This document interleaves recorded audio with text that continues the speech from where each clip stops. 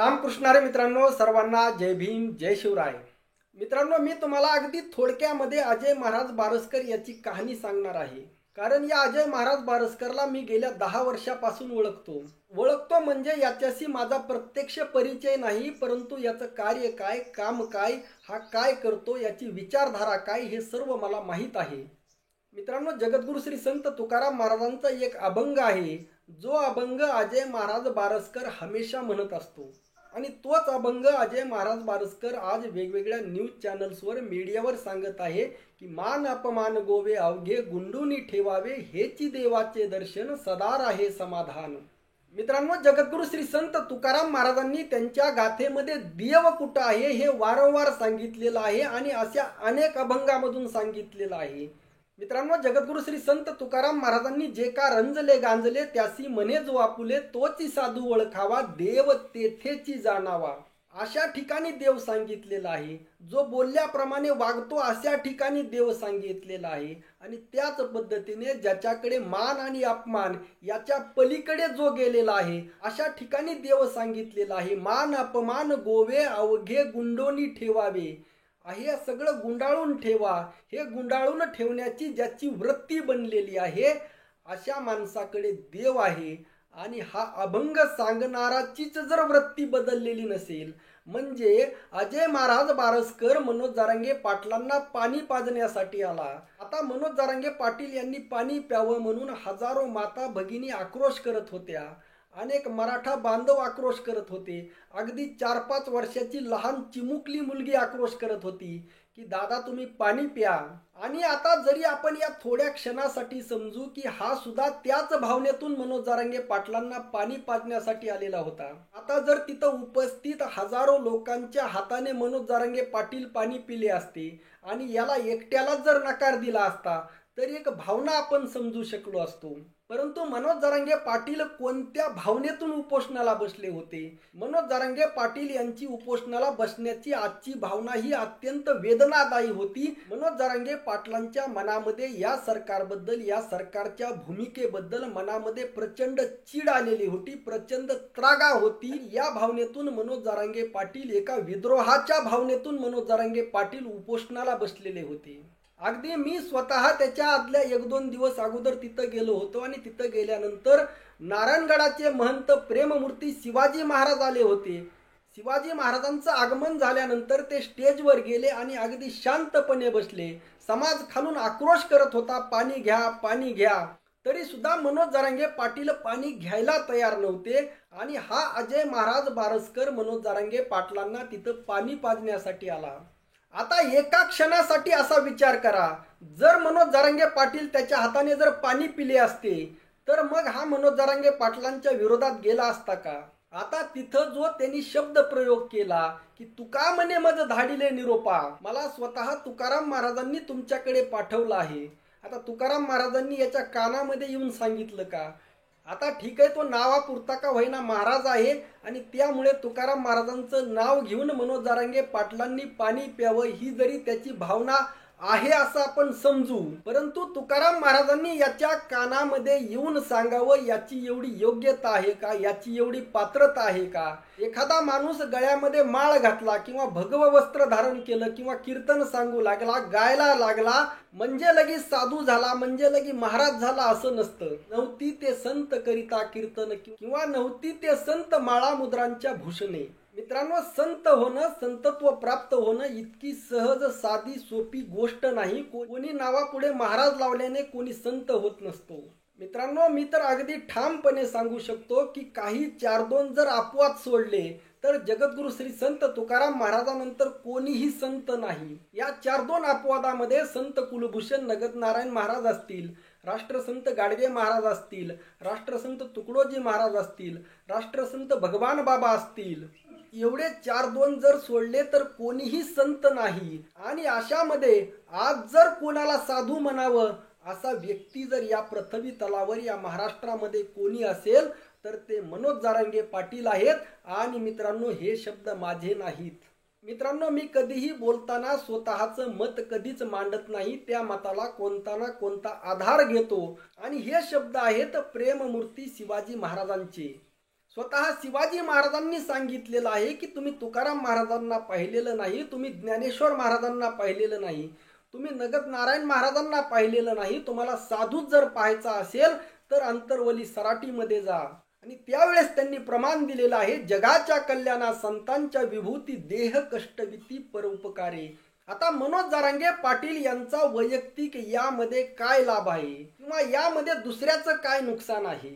जर मनोज जरांगे पाटील स्वतःच्या वैयक्तिक फायद्यासाठी जर उपोषणाला बसले असते, स्वतःच्या वैयक्तिक प्रॉपर्टीसाठी जर बसले असते किंवा इतर समाजावर कोणावर अन्याय व्हावा म्हणून बसले असते तर आपण मान्य केलेलं असतं.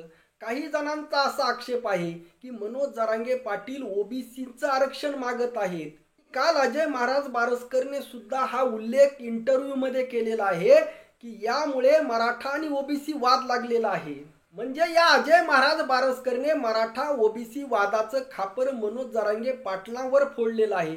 परंतु मित्रांनो, काल मी स्वतः बीडमध्ये होतो आणि माझे अनेक ओबीसी मित्र आहेत. आम्ही दिवसभर सोबत होतो आणि आमच्या या सर्वांच्या चर्चामध्ये सर्व ओबीसी बांधवामध्ये मनोज जरांगे पाटलांबद्दल किती आपुलकी होती, किती आदर होता मी स्वतः पाहिलेला आहे. आणि मनोज जरांगे पाटलांच्या आंदोलनामुळे ओबीसीवर कसलाही अन्याय होत नाही याचं गणित मी अनेकदा मांडलेलं आहे.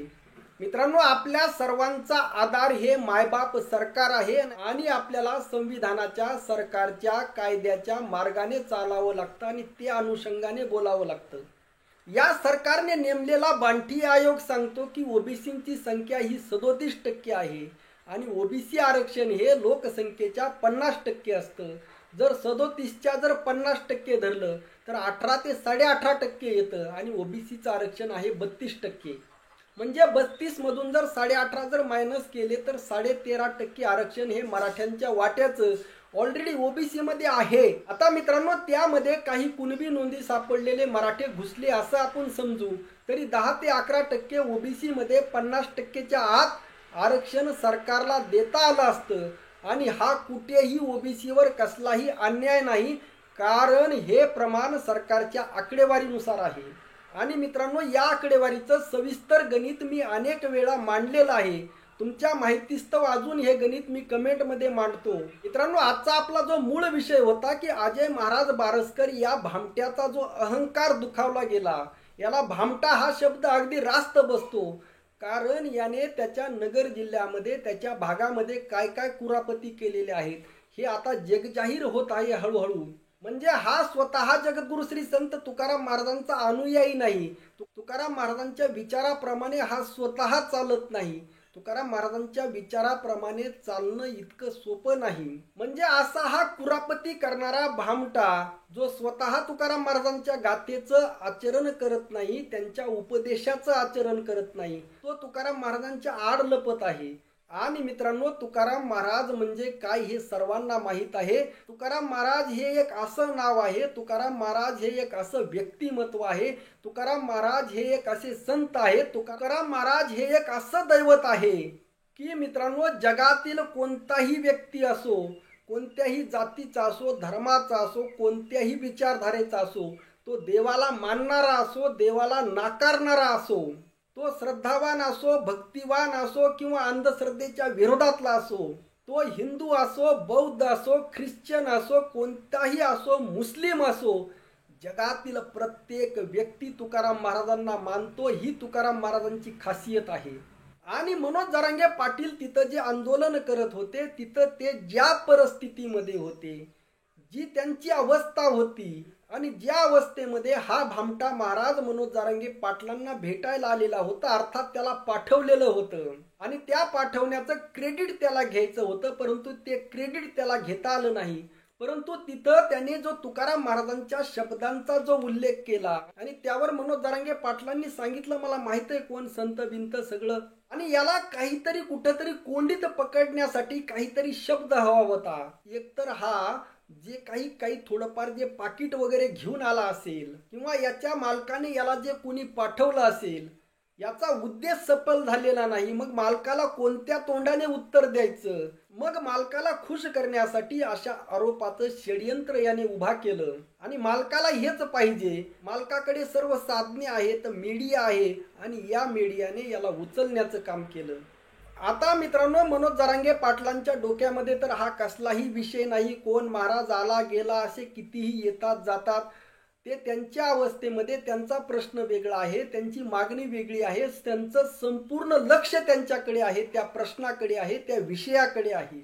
परंतु या महाराजाला, या भामट्याला मीडियाने उचलल्यानंतर जेव्हा मनोज जरांगे पाटलांकडे हा प्रश्न आला, त्यावेळेस मनोज जरांगे पाटील म्हटले की तुकाराम महाराज, अरे तुकाराम महाराजांपुढे आम्ही 1000 वेळा लोटांगण रोज घेतो, आजही घ्यायला तयार आहोत. त्या अवस्थेमध्ये जर माझ्या तोंडातून जर असे काही शब्द निघाले असतील तर आम्ही 1000 वेळा तुकाराम महाराजांची माफी मागायला तयार आहोत. मित्रांनो, जन्म झाल्यापासून मरेपर्यंत रोज 1 कोटी वेळा जरी तुकाराम महाराजांपुढे लोटांगण जरी घेतलं तरी तुकाराम महाराजांचे उपकार फिटणार नाहीत. इतके तुकाराम महाराजांचे या मानव जातीवर उपकार आहेत. आणि अशा तुकाराम महाराजांची आम्ही रोज 1000 वेळा माफी मागायला तयार आहोत. आणि मनोज जरांगे पाटलांपुढे मीडियाने जेव्हा हा प्रश्न उपस्थित केला तेव्हा त्यांनी एका क्षणाचाही विलंब न करता तुकाराम महाराजांपुढे ते अगदी नतमस्तक झाले. म्हणजे तुकाराम महाराजांबद्दल मनोज जरांगे पाटील यांच्या मनामध्ये किती आदर आहे, प्रत्येकाच्या मनामध्ये आदर आहे. आणि हे सर्वांना माहीत आहे. हा काही लपवण्याचा विषय नाही किंवा हा काही मोडून तोडून सांगण्याचा विषय नाही. अनेक मुस्लिम संत होते, आजही मुस्लिम कीर्तनकार आहेत, आजही मुस्लिम वारकरी आहेत, आपल्याला हे सर्व माहीत आहेत. बौद्ध समाजाचे लोक सुद्धा तुकाराम महाराजांना मानतात. स्वतः विश्वरत्न डॉक्टर बाबासाहेब आंबेडकर तुकाराम महाराजांना मानत होते. छत्रपती शिवाजी महाराजांचे तर तुकाराम महाराज गुरु होते. त्यामुळे मित्रांनो, तुकाराम महाराजांच्या आड लपण्याचा जो प्रयत्न या भामट्याने केलेला आहे तो प्रयत्न हा महाराष्ट्र हाणून पाडल्याशिवाय राहणार नाही. एवढंच नाही तर हा प्रयत्न हाणून पाडलेला आहे. मित्रांनो, या अनुषंगाने जाता जाता एवढंच सांगतो, हा अजय महाराज बारसकर हा भामटा एकटा नाही. आता असे अनेक सुपारीबाज सरकारकडून येण्याची शक्यता आहे. अनेक जणांची दुकानदारी बंद झालेली आहे. हे सर्वजण बिळातून बाहेर येण्याची शक्यता आहे. परंतु जेवढा मनोज जरांगे पाटलांना हे विरोध करतील त्याच्या 1000 पट ताकदीने समाज बांधवांनो एकत्र या. मनोज जरांगे पाटलांच्या पाठीमागे ठामपणे राहा. कारण मनोज जरांगे पाटलांच्या आंदोलनामुळे कोणावरही अन्याय होत नाही आणि करोडो लोकांचं भलं होत आहे. आणि जगद्गुरु श्री संत तुकाराम महाराजांच्याच जर शब्दामध्ये सांगायचं म्हटलं तर तुका म्हणे तोची संत सोसी जगाचे आघात. आजच्या पुरतं एवढंच. यावरच्या आपल्या प्रतिक्रिया नक्की कळवा. रामकृष्ण हरी. जय जगद्गुरु. जय शिवराय. जय भीम.